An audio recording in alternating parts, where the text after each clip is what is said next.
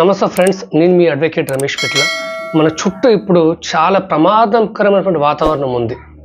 చిన్న పిల్లలను చూడకుండా, అది ఎవరో కాదు, మనకు తెలిసిన వ్యక్తులే, మన మిత్రులు కావచ్చు, లేకపోతే మనతో పాటు నివాసం ఉంటున్న వాళ్ళు కావచ్చు, మన నైబర్స్ కావచ్చు, మన రోజు స్కూల్లో ఆటోలో పంపిస్తున్నప్పుడు వాళ్ళు కావచ్చు, లేకపోతే ఈ చుట్టూ ఉన్నటువంటి ఎవరైనా సరే మన కాలనీలో ఉండే వాళ్ళు కావచ్చు, చిన్న పిల్లలను కూడా చూడకుండా వాళ్ళపైన ఎన్నో అకృత్యాలకు పాల్పడుతున్నారు.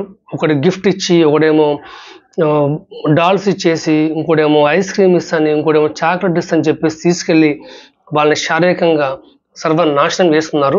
సెక్షన్ 3 గురించి మనం తెలుసుకుందాం ఇప్పుడు. అది పెనిట్రేటివ్ సెక్సువల్ అసాల్ట్.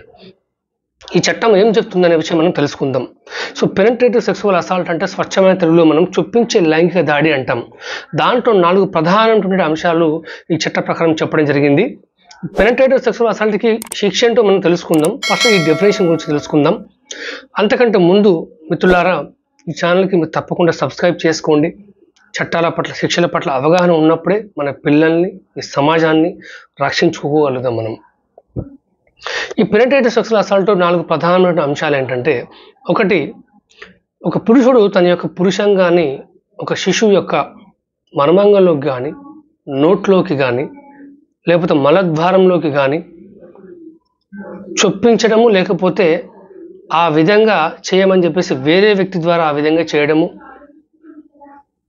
లేకపోతే ఆ శిశువుని ఆ విధంగా మోసం చేసి, ప్రేరేపించి, భయపెట్టి కూడా తనకు తానే పెట్టుకున్నట్టు చేయడం కూడా ఈ నేరమే అవుతుంది. ఇది పాయింట్ ఏ. పాయింట్ బి వచ్చేసి ఏంటంటే, ఒక పురుషుడు అంటే ఒక అతడు అని మెన్షన్ చేయబడింది. తన పురుషంగం కాకుండా ఏదైనా ఒక ఆబ్జెక్ట్ను ఒక శిశువు లేకపోతే ఒక స్త్రీ తన యొక్క మర్మాంగంలోకి కానీ, లేకపోతే మూత్రద్వారంలోకి కానీ, లేకపోతే నోట్లోకి కానీ, మర్మాంగంలోకి కానీ ఒక ఆబ్జెక్ట్ను ఇన్సర్ట్ చేయడం, చొప్పించే విధంగా చేయడము, లేకపోతే వేరే వ్యక్తితో చేయించడము, లేకపోతే తనకు తానే చేయించుకునే విధంగా అమ్మాయిని భయపెట్టేయడము, భయభ్రాంతికి గురి చేసి చేయడము, ఇది పాయింట్ బి చెప్తుంది. పాయింట్ సి ఏం చెప్తుందంటే, ఒక శిశువు యొక్క దేహంలోని ఏదో ఒక భాగాన్ని తనకు తానే తన యొక్క మర్మాంగంలోకి కానీ, తన యొక్క మలద్వారంలోకి కానీ, లేకపోతే తన యొక్క మూత్రద్వారంలోకి కానీ తనకు తానే చొప్పించుకునే విధంగా చేయడం అమానుషంగా, అకృత్యంగా, అది కూడా నేరమే అవుతుంది. పాయింట్ సి చెప్తుంది. పాయింట్ డి ఏంటంటే, అతడు తన నోటితోని ఒక శిశువు యొక్క పురుషాంగము, ఒక స్త్రీ యొక్క మర్మాంగము, మూత్రద్వారము లేకపోతే మలద్వారాన్ని తాకడం, అది కూడా పెద్ద నేరమే అవుతుంది. అది పాయింట్ డిలో చెప్పడం జరిగింది. లేకపోతే ఒక వ్యక్తి చేయడం కానీ, లేకపోతే వేరే వ్యక్తితో చేయించడం కానీ, లేకపోతే పిల్లల్ని భయపెట్టించి వాళ్ళుగా ఇటువంటి చేయించడం, వాళ్ళతో పాటు చేయించడం, ఇది కూడా పెనిట్రేటివ్ సెక్సువల్ అసాల్ట్ కిందకి వస్తుంది. మీ అందరికీ చేతులెత్తి చెప్తున్నాను, చేతులెత్తి దయచేసి చట్టాల పట్ల అవేర్నెస్ కలగజేయండి. ఎందుకంటే చిన్నపిల్లల పాటు ఇటువంటి నేరం జరిగినప్పుడు ఆ నేరాన్ని పోలీస్ స్టేషన్లో రిపోర్ట్ చేయకపోయినా కూడా అది పెద్ద నేరమే అవుతుంది. దాని గురించి మనం తదుపరి సెక్షన్స్లో మనం తెలుసుకుందాం. So punishment for sexual assault అనే విషయాన్ని మనం నెక్స్ట్ వీడియోలో నేను మీకు ఎక్స్ప్లెయిన్ చేస్తాను. అబ్బాయిలు కానీ అమ్మాయిలు కానీ 18 years కంటే తక్కువ ఉంటే వాళ్ళు చైల్డ్ అంటారు.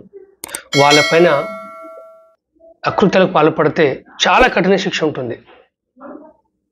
18 సంవత్సరాల వయసు కంటే తక్కువ, 16 సంవత్సరాల కంటే వయసు కంటే తక్కువ, 12 సంవత్సరాల వయసు కంటే తక్కువ ఉంటే, ఈ వివిధ ఏజ్ కేటగిరీలలో ఎవరైతే ఉన్నారో వాళ్ళపైన చేసే నేరాలకి చాలా కఠిన శిక్ష ఉంటుంది. ఈ మధ్యన హైదరాబాద్లో మనం చూసాం.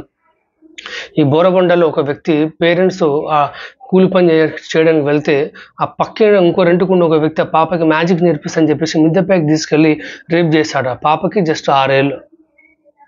దీనిపైన ఎలిమినేర్ కోర్టు శిక్ష విధించింది, 20 సంవత్సరాల జైలు శిక్ష విధించింది.